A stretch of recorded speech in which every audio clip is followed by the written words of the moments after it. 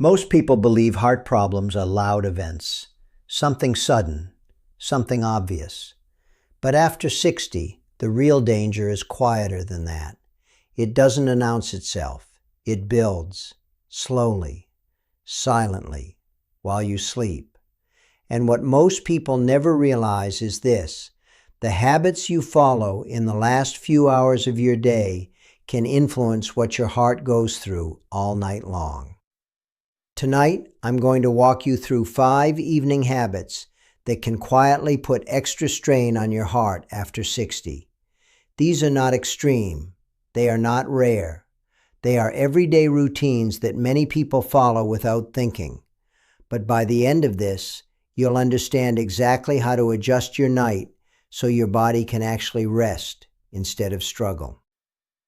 Let's start with something that feels completely normal: dinner. For many people, especially after 60, dinner happens late, sometimes 8 p.m., sometimes even later, and then it's straight to sitting or lying down and eventually sleeping. But here's what's really happening inside your body. When you eat a full meal, your digestive system demands a large amount of blood flow. That means your heart has to pump harder. Blood pressure rises. Your system shifts into processing mode when it should be preparing for rest. Now combine that with sleep. At night, your body is trying to slow everything down, but your heart is still working to digest food. That creates a conflict. And over time, this constant mismatch can put strain on your cardiovascular system. And here's something even more important. Late heavy meals can also increase discomfort like acid reflux, which can sometimes mimic more serious heart-related symptoms. That's why many experts suggest giving your body enough time to settle before sleep. Not because food is bad, but because timing matters. A simple shift, like finishing dinner earlier, can reduce unnecessary stress on your heart overnight. Now let's talk about something extremely important. Let's talk about something many people overlook: sleep-breathing problems, especially something known as sleep apnea. This condition often goes unnoticed because it happens while you're asleep. But here's what actually happens. Breathing pauses, oxygen levels drop. Your brain senses a problem, and your body reacts with a stress response. Heart rate increases, blood pressure spikes, stress hormones are released. And this can happen repeatedly throughout the night, dozens of times, maybe even more. Now think about that. Your heart is being repeatedly pushed into a state of stress while you're completely unaware. Over time, this can contribute to strain on the cardiovascular system. And the signs aren't always obvious. Some people wake up tired even after a full night of sleep. Others wake up with headaches. Some notice dry mouth. Others have been told they snore heavily. And many just feel constantly fatigued during the day. The important thing here is not to ignore these signs, because addressing sleep-related breathing issues can significantly reduce unnecessary stress on the heart. This is not about fear, it's about awareness. Because when your breathing is stable at night, your heart can actually rest. Medication. If you're managing blood pressure, this one matters more than most people realize. Your blood pressure doesn't stay the same all day. It follows a pattern. It rises in the morning, it fluctuates during the day, and in many people, it should dip at night. But after 60, that natural dip doesn't always happen, and in some cases, blood pressure can actually rise during the night. Now imagine this: your body is asleep. Your system is supposed to be at its most relaxed state, but instead your blood pressure is elevated.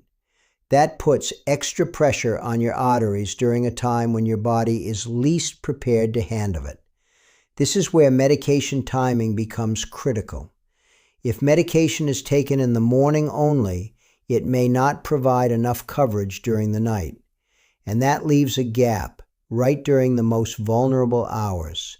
The key point here is simple but powerful. It's not just about taking medication. It's about when it works. That's why having a conversation with your doctor about timing is so important, because small adjustments in timing can sometimes make a meaningful difference in how your body responds overnight. Now here's something most people completely underestimate. The next two habits are not about disease. They're about environment and small daily choices, but together they can quietly influence how hard your heart has to work every single night. And once you understand them, you'll start seeing your evenings very differently. Let's talk about hydration. Many people, especially as they get older, reduce how much they drink in the evening. And the reason makes sense. They don't want to wake up at night. They want uninterrupted sleep. But here's the trade-off. When you go to bed slightly dehydrated, your blood becomes thicker. It doesn't flow as easily through your vessels. Now combine that with nighttime. During sleep, your heart rate naturally slows down. Circulation becomes a bit less active, and your body is lying still for several hours. So now you have slower circulation, thicker blood, and less movement. That combination increases the workload on your heart. Not dramatically in one night, but over time, it matters. A small, simple step like having a glass of water before bed can support smoother circulation during the night. It's not about drinking excessively, it's about balance, because your body needs the right conditions to function smoothly even while you sleep. Now let's talk about something most people never connect to heart health. Your bedroom environment, especially temperature. Too many people go to bed in rooms that are too warm or too cold, and both can affect how hard your body works. If the room is too warm, your body struggles to cool down. Your heart rate stays elevated, sleep becomes less deep, and your body doesn't fully recover. If the room is too cold, your blood vessels tighten, blood pressure can rise, and your heart has to push harder against that resistance. So what's the solution? A balanced environment, a room that allows your body to relax naturally. Because when your environment supports you, your heart doesn't have to compensate. And that's the key idea behind everything we've talked about today. Small environmental and behavioral changes can reduce unnecessary strain, not by doing something extreme, but by removing stress points your body doesn't need. Let's step back for a moment. You've now seen 5 simple habits. None of them feel dangerous on their own, but together they shape your body's entire nighttime experience. Late heavy meals, medication timing, sleep breathing, hydration, environment. Each one plays a role, and when they're out of balance, your heart doesn't get the recovery it needs. But when they're aligned, your body can rest, your heart can slow down, and your system can reset the way it's designed to. This is not about fear. This is about awareness. Because once you understand how your night affects your heart, you gain control over something most people never even think about. Your heart works every second of every day. It doesn't stop. It doesn't complain. It just keeps going. So the question becomes, are you giving it the conditions it needs to keep going strong?